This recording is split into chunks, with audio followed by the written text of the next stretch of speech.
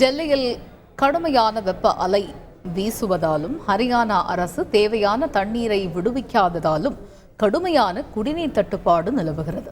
அதிகப்படியான தண்ணீரை வீணடித்தால் 2000 ரூபாய் அபராதம் விதிக்கப்படும் என டெல்லி அரசு எச்சரித்துள்ளது. இந்த நிலையில் டெல்லி அரசு சார்பில் லாரிகள் மூலம் தண்ணீர் விநியோகிக்கப்பட்டு வருகிறது.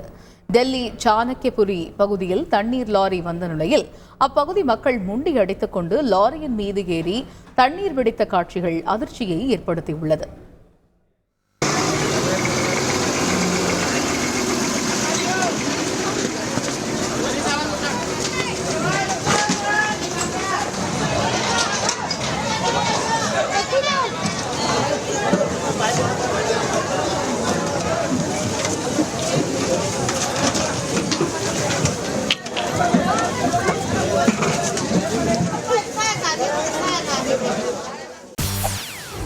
செய்திகளை உடனுக்குடன் தெரிந்து கொள்ள உடனே சப்ஸ்கிரைப் பண்ணுங்க.